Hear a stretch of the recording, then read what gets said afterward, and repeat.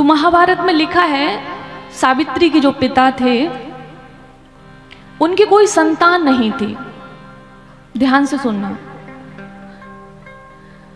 ये इसी कथा से संबंधित है इसलिए मैंने जोड़ी है।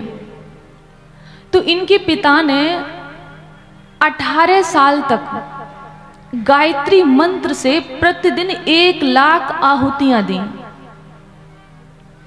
संतान प्राप्ति के लिए। तो सावित्री मैया प्रसन्न हुई और इनसे कहा कि तुम्हें संतान होगी लेकिन बेटा नहीं बेटी होगी। तो जब इनके बेटी हुई समय आने पर तो इन्होंने उस बेटी का नाम भी सावित्री रखा। अब तप के प्रभाव से बेटी प्रकट हुई तो वो जितनी सुंदर थी, जितनी कांतिवान थी, उतनी योग्य थी। उनका तेज ऐसा था सावित्री का कि हर कोई उसको सहन नहीं कर पाता, हर कोई उनका मुकाबला नहीं कर पाता। किसी की हिम्मत नहीं थी कि उनके इर्द गिर्द भी आ जाए, ऐसा तेज था उनका। तो जब वो युवा हुई तो महाभारत में बड़ी सुंदर बात लिखी हुई है। उन्होंने ये कहा कि बेटी, मैंने वर तो बहुत देखे लेकिन ऐसा कोई वर हमें दिखाई नहीं दे रहा है जो तुम्हारे काबिल हो। तो ये मेरी आज्ञा है, कुछ दास दासियों को साथ लेकर जाओ, वनों में और राज्य में भ्रमण करो, जो तुम्हें अच्छा लगे बता देना, उसके साथ हम विवाह कर देंगे जो तुम्हारे योग्य हो। तो ये सोने के रथ पे बैठ के जाती हैं सावित्री, भ्रमण करती हैं। और भ्रमण किया तो इन्होंने एक जंगल में देखा जाके सत्यवान को। जो सत्यवान के माता पिता थे वो जन्मांध थे, वो उन्हें आँखों से दिखाई नहीं देता था और कुछ अराजक तत्व के लोगों ने इनका राज्य छीन लिया था। तो ये प्राण बचाकर वन में रहते थे। इनको वो सत्यवान प्रिय लगे तो वापस बहुत दिनों के बाद भ्रमण करके घर वापस आई तो देखा कि नारद जी इनके पिता के पास में बैठे हुए थे। तो उन्होंने कहा कि बेटी, कोई वर मिला तुम्हें? तुमने अपने काबिल किसी को देखा? तो उन्होंने कहा हाँ पिताजी, मैंने देखा, मैं सत्यवान से विवाह करना चाहती हूँ। और वो इस प्रकार उस जंगल में रहते हैं, सारी बात बता दी। अब नारद जी तो सब जानते थे। तो नारद जी ने ये कहा कि जो तुमने पसंद किया है उसकी आयु केवल 1 वर्ष की है, ये कहा। तो उनके पिताजी ने कहा कोई बात नहीं बेटी, तुम रथ पर बैठो, फिर से दास दासियों को लेकर जाओ, भ्रमण करो, कोई दूसरा पसंद कर लो। अगर सत्यवान की आयु 1 वर्ष की है तो फिर ऐसे व्यक्ति से विवाह करने का कोई अर्थ नहीं है। तो सावित्री ने ये कहा कि वो सदाचारी हैं, तपस्वी हैं और सत्यवान उनका नाम ही इसलिए है क्योंकि वो वास्तविक सच बोलने वाले हैं, सत्य को धारण करने वाले हैं, धर्मपरायण व्यक्ति हैं। और मैं विवाह करूंगी तो उन्हीं से करूंगी क्योंकि मन से मैंने संकल्प ले लिया है कि वो मेरे पति हैं। अगर 1 वर्ष की आयु है तो कोई बात नहीं, अगर हमारे तप में ताकत होगी तो हम उनके प्राणों की रक्षा कर लेंगे, ये कहा। जब नहीं मानी वो तो उनका विवाह संपन्न हुआ। तो कहते हैं कि महाभारत में लिखा है कि जब उनके 4 दिन रह गए मृत्यु के, सावित्री रोज दिन गिनती थी, रोज। तो जब 4 दिन रह गए तो उन्होंने तप करना शुरू किया, एक पैर पे खड़े होके तप करना शुरू किया। काम काज करती और फिर तप करना अपना शुरू कर देते, कुछ भी खाया पिया नहीं। जब चौथा दिन आया, 3 दिन हो चुके थे, चौथा दिन आया तो ये वो मुहूर्त, वो घड़ी, वो घंटे, वो टाइम देख रही थी कि पति कब होने वाला है। उसी समय इन्होंने कहा सत्यवान ने कि मुझे वन में जाना है लकड़ी के लिए और पुष्प चुनने के लिए। लकड़ी तो जंगल का जीवन था, चूल्हे वगैरह पकाना बनता था, कि हमको पुष्प चुनने जाना है और लकड़ी तोड़ने के लिए जाना है। तो इन्होंने अपने सास ससुर से कहा कि अगर आपकी आज्ञा हो तो आज हम चले जाएं। तो उन्होंने कहा कि बेटी, तुमने 3 दिन से कुछ खाया नहीं है, आज चौथा दिन है और तुमने जो व्रत किया था वो तुमने उसका पूरा पारायण भी कर दिया, तुमने भोजन भी ब्राह्मणों को करा दिया, तुमने दान भी कर दिया, तुम्हारी पूजा भी पूरी हो गई, अब कुछ जलपान कर लो। तो उन्होंने कहा हम इनके साथ जाएंगे और जब वापस आएंगे तब जलपान करेंगे। अभी तक कुछ भी नहीं लिया। तो सावित्री साथ में उन्होंने आज्ञा दे दी कि ठीक है चली जाओ। तो साथ में गई, फूलों को तोड़ लिया वन में, सत्यवान ने फूलों को तोड़ लिया और लकड़ी को चीरने लगे। जब लकड़ी चीरने लगे तो इनके सिर में दर्द होने लगा। समय आ गया, दर्द होने लगा और सावित्री बार बार अपना ध्यान वहीं पे था कि अब वही मुहूर्त आने वाला है, वो टाइम आने वाला है, बस घड़ी 2 घड़ी बची है।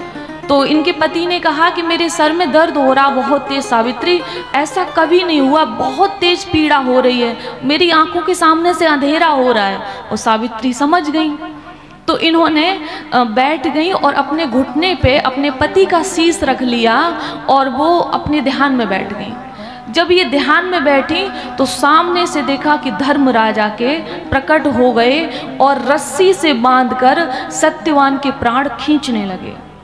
जब खींचने लगे तो इन्होंने कहा कि तुम कौन हो? तो कहा कि मैं धर्मराज हूं और तुम्हारे पति के प्राण लेने आया हूं। तो इन्होंने ये कहा और ये भी कहा उन्होंने कि तुम्हारे जो पति हैं वो धर्मपरायण हैं, वो सत्य पे चलने वाले हैं, इसलिए मुझे स्वयं आना पड़ा, नहीं तो मेरे यमदूत आते हैं। इन्होंने ये कहा कि नहीं तो मेरे दूत आते, मैं नहीं आता हूँ, लेकिन तुम्हारे पति को लेने के लिए तुम्हारी तपस्या के कारण, इनके सत्य के कारण मुझे खुद लेने आना पड़ा। और प्राणों को निकाला और निकाल कर चल दिए। और जब चल दिए तो सावित्री इनके पीछे पीछे अपने पति का सर नीचे कर दिया। उसमें लिखा है कि जब प्राणों को खींच लिया तो वो तेजहीन हो गए, उनके शरीर में कुछ बचा ही नहीं, कांतिहीन हो गए। तो ये पीछे पीछे चल दी।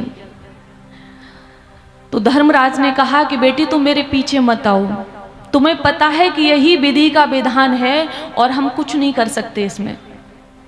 इन्होंने कहा कि आप तो जानते हो कि इस संसार में स्त्री का अगर कोई है तो माता पिता के बाद पति ही है, और हमारे माता पिता ने मेरा हाथ सत्यवान के हाथ में सौंप दिया है, तो अब हम इनके बिना कैसे रहेंगे इस संसार में।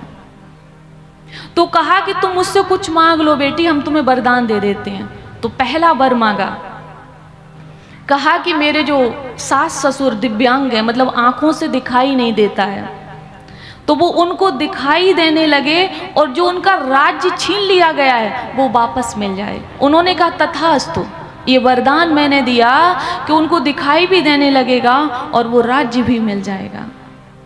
ये फिर भी नहीं मानी, पीछे पीछे चल रही हैं और वो प्राणों को लेके जा रहे हैं, चल रही हैं। तो कहा बेटी देखो, हमें तुम इतना मजबूर मत करो, मुझे इनको लेकर जाना ही पड़ेगा, तुम वापस हो जाओ, तुम कोई दूसरा वरदान मांग लो। तो दूसरे वरदान में मांग रही हैं कि हमारे पिता को बेटा हो जाए, मतलब 100 औरस पुत्र हो जाएं, अपने पिता के लिए मांगा। तो बोले तथास्तु, वो भी हो जाएगा।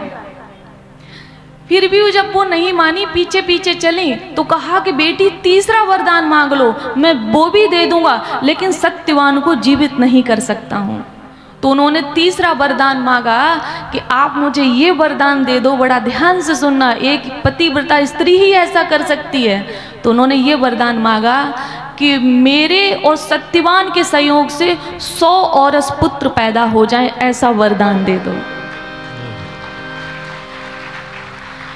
धर्मराज ने सोचा न विचारा, बोले बेटी तथास्तु। तो कहा कि महाराज अब तो प्राण वापस कर दो। तो कहा मैंने पहले ही कहा था सत्यवान को जीवित नहीं कर सकते हैं, तुम्हें ये तीसरा वरदान भी हमने दिया। तो बोले महाराज हमारे पति को जीवित नहीं कर सकते हो, तो मुझे 100 औरस पुत्र कैसे पैदा होंगे। तो मैं आपसे ये वरदान मांगती हूँ कि चौथा वरदान मेरे कहने से आप मुझे दे दीजिए, मेरे पति के प्राण को वापस दे दो। तो 400 वर्ष आयु दी और सत्यवान को, धर्मराज को वापस करना पड़ा। प्राण वापस कर दिए। अब आगे की कथा थोड़ी सी सुनिए। वापस किए और जैसे ही इनकी आंख खुली, और आंख खुली तो ये ऐसे उठ के बैठ गए जैसे इनको पता ही नहीं कि मेरे साथ कुछ हुआ है। ये कहा कि सावित्री अंधेरा हो गया, रात्रि हो गई, मैं तो थोड़ी देर के लिए लेटा था, तुमने मुझे बताया क्यों नहीं? ये कहा बताया क्यों नहीं? बहुत तेज सिर में दर्द हुआ और मुझे कुछ अंधेरा छा गया, मुझे लग रहा था कि लाल लाल आंखें हैं और कोई मेरे सामने खड़ा है, मुझे बस ऐसा लगा। और जैसा दर्द आज मुझे हुआ ऐसा दर्द मुझे आज तक नहीं हुआ। लेकिन सावित्री ने ये कुछ भी उनको नहीं बताया, बोले आपको बहुत पीड़ा हो रही थी इसलिए आपको दर्द हो रहा है, और कोई बात नहीं, घर चलते हैं, माता पिता प्रतीक्षा कर रहे होंगे। तो वो रात्रि का समय हो गया था और सावित्री अपने पति को लेके घर आई। तो इस कथा से सीख क्या मिल रही है कि उन्होंने तप के बल पे, साधना के बल पर, दान के बल पर, भक्ति के बल पर, नाम जाप के बल पर, मतलब इस संसार की सुख संपत्ति तो वापस की, लेकिन पति के प्राण भी वापस कर लिए।